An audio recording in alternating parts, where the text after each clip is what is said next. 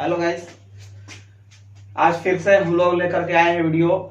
Super mathematics channel में आपका स्वागत है। और हम वीडियो लेकर आए हैं भारत में राष्ट्रवाद। भारत में राष्ट्रवाद का वीडियो पहला सेशन हमने बना दिया था, दूसरा सेशन में लेकर के आया हूं अभी आप लोग के पास में। क्योंकि पहला सेशन में हमने आपको बताया था कि जो आंदोलन गांधी जी के द्वारा देशव्यापी किया हुआ जो आंदोलन है, पहला आंदोलन, उस आंदोलन का नाम है असहयोग आंदोलन, जो कि 5 फरवरी 1922 को असहयोग आंदोलन समाप्त हो जाता है। 11 या 12 फरवरी को गांधी जी आत्मसमर्पण करते हैं अंग्रेजों के समक्ष में। उन्हें 6 वर्ष की सश्रम कारावास दे दी जाती है और उसके बाद आंदोलन अस्थगित हो जाता है, बंद हो जाता है। लास्टली असहयोग आंदोलन के बाद सबसे बड़ा देशव्यापी आंदोलन है और एनसीईआरटी के बुक में पढ़ने के लिए भी है आप लोगों को सविनय अवज्ञा आंदोलन के बारे में। सिविल डिसओबीडियंस मूवमेंट इसको अंग्रेजी में कहते हैं। सविनय अवज्ञा आंदोलन के अनेकों कारण हैं। पहले कारणों को देखेंगे, उसके बाद उसका परिणाम है तो उसके परिणामों को भी हम लोग देखेंगे। सबसे पहले जो सविनय अवज्ञा आंदोलन का कारण है वह है साइमन कमीशन। 1919 में जो रॉलेट एक्ट आया था उसमें सरकार ने एक समझौता किया था कि जितने जो एक्ट आएंगे उसका सुधार 10 वर्ष के उपरांत होता रहेगा। परंतु साइमन कमीशन 1900 आना चाहिए था 1930 में, 10 वर्ष के बाद आना चाहिए था, लेकिन 10 वर्ष के बाद न आकर के वह 1927 में ही आ गया था। इसका विरोध का सबसे पहला रीजन था कि यह रॉलेट एक्ट से भी ज्यादा कड़ा था, क्योंकि इसमें कुछ सुधार किए गए थे, जिसको रॉलेट एक्ट के कारण जो जालियांवाला बाग हत्याकांड मैंने बताया था कुछ दिनों पहले आप लोगों को। उसके बाद साइमन कमीशन आता है, सर जॉन साइमन इसके अध्यक्ष होते हैं। साइमन कमीशन के जो हेड होते हैं इनका नाम रहता है सर जॉन साइमन। ये एक इंडियन स्टैट्यूअरी कमीशन था, 1927 में आया था। तो इसमें सभी जो 7 सदस्यीय कमीशन था, इसमें सभी सदस्य अंग्रेज थे। किसी भी भारतीय को इसमें जगह नहीं दिया गया था, किसी भी भारतीय को इसमें शामिल नहीं किया गया था, जिसके कारण इसका विरोध प्रदर्शन हो रहा था। तो जब साइमन कमीशन 3 फरवरी 1928 को आया तो मुंबई में इसका विरोध हुआ, प्रदर्शन हुआ इसके विरोध में। ऐसे तो साइमन कमीशन का विरोध जगह जगह पर राष्ट्रव्यापी विरोध हुआ, सारे देश में इसका विरोध किया गया। फिर सविनय अवज्ञा आंदोलन का कोई दूसरा कारण था नेहरू रिपोर्ट। नेहरू रिपोर्ट एक प्रकार का संविधान का खाका कहिए, संविधान का एक दस्तावेज कहिए, जो कि पंडित मोतीलाल नेहरू द्वारा बनाया गया था। वही पंडित मोतीलाल नेहरू जो हमारे प्रथम प्रधानमंत्री पंडित जवाहरलाल नेहरू के पिताजी थे, उन्होंने ही नेहरू रिपोर्ट तैयार किया। हुआ क्योंकि तत्कालीन जो भारत में इंडियन का डोमिनियन स्टेट का जो मांग उठने लगा, तो तत्कालीन जो भारत सचिव थे उनका नाम था लॉर्ड बिरकम हैंड।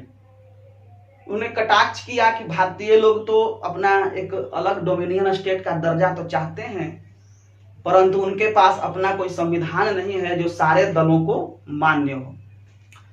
तो इसीलिए पंडित मोतीलाल नेहरू ने 1928 में नेहरू रिपोर्ट पेश किया, जिसमें भारत को डोमिनियन स्टेट का दर्जा लेने की बात भी थी। इस रिपोर्ट को अमान्य करार दे दिया गया पंडित मोतीलाल नेहरू के द्वारा जो नेहरू रिपोर्ट जो तैयार किए गए थे उसको अंग्रेज लोग नहीं माने। यह भी एक सविनय अवज्ञा आंदोलन का कारण था। उसके बाद है विश्वव्यापी आर्थिक मंदी। आया था 1929 से 1930 का जो सेशन था, साल था, जो वित्तीय वर्ष था, उस 1929 से 1930 तक के वित्तीय वर्ष में आया था और उसका नाम था विश्वव्यापी आर्थिक मंदी। इतनी बड़ी मंदी आई कि कहते हैं कि कोलकाता के सड़कों पर भी भूख के मारे लोगों की लाशें पड़ी हुई होती थी। और भी बहुत सारे इसके पीछे कहानियां हैं और सबसे बड़ा शॉर्ट कहानी यही है कि जितना मंदी थी, भारत में भयंकर गरीबी थी, भूखमरी थी, फिर भी अंग्रेजों ने भारत से धन का निष्कासन बंद नहीं किया। भारत की अकुत संपदा का वे लोग दोहन भी करते रहे, जिसके कारण भी सविनय अवज्ञा आंदोलन का एक कारण हो सकता है। उसके बाद चलते हैं हम लोग समाजवाद का बढ़ता प्रभाव। उन्हीं दिनों रूस की क्रांति हुई थी। रूस में नए राष्ट्रपति का चुनाव हुआ था 17 में।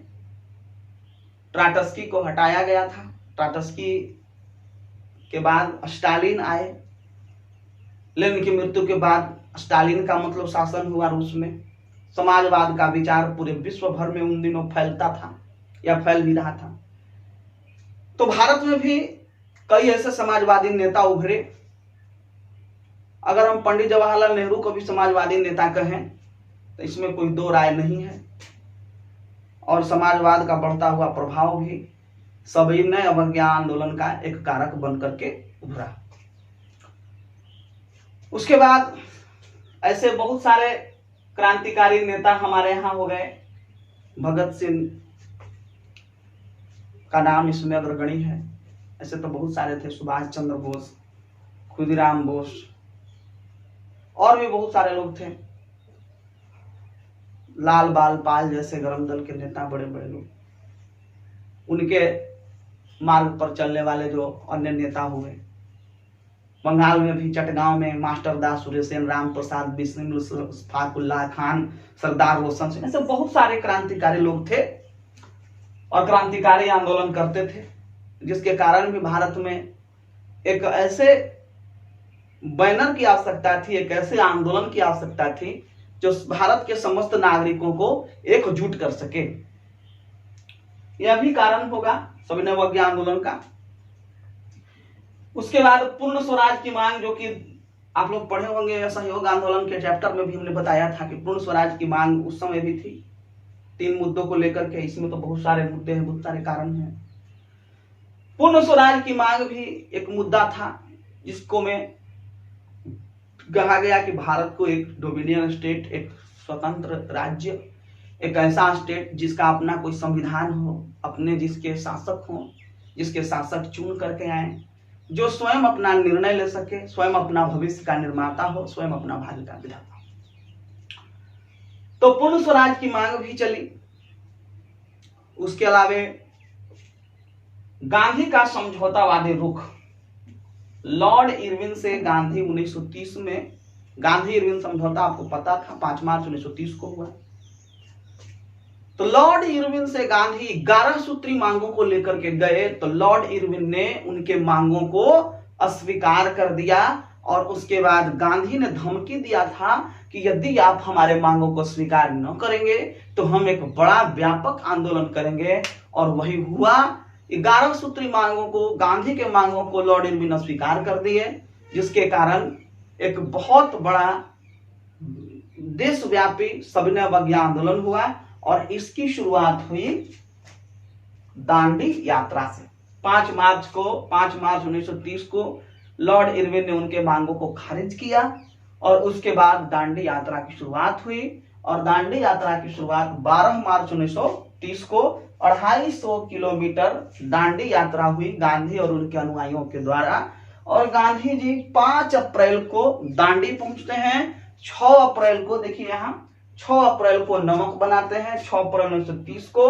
और उसके बाद सविनय अवज्ञा आंदोलन स्टार्ट, सिविल डिसओबीडियंस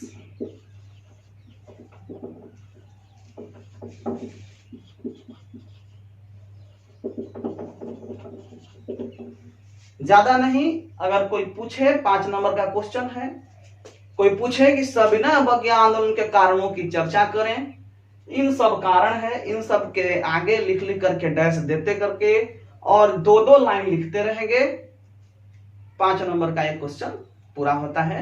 और अपना अपना बचाव करें, कोरोना में अपने घर में रहें, मास्क और सैनिटाइजर का यूज करें। हम भी आते हैं तो मास्क लगाकर आते हैं, क्लास में जब हम लोग एंट्री लेते हैं या वीडियो बनाते रहते हैं तो मास्क को निकाल करके वीडियो बनाते हैं, परंतु आप ऐसा नहीं सोचे कि सर मास्क नहीं लगाते, मास्क लगाकर ही आते हैं। तो आप लोग भी मास्क का उपयोग करें, हैंड सैनिटाइजर रखें और ज्यादातर संभव हो तो दूरी बना करके रखें।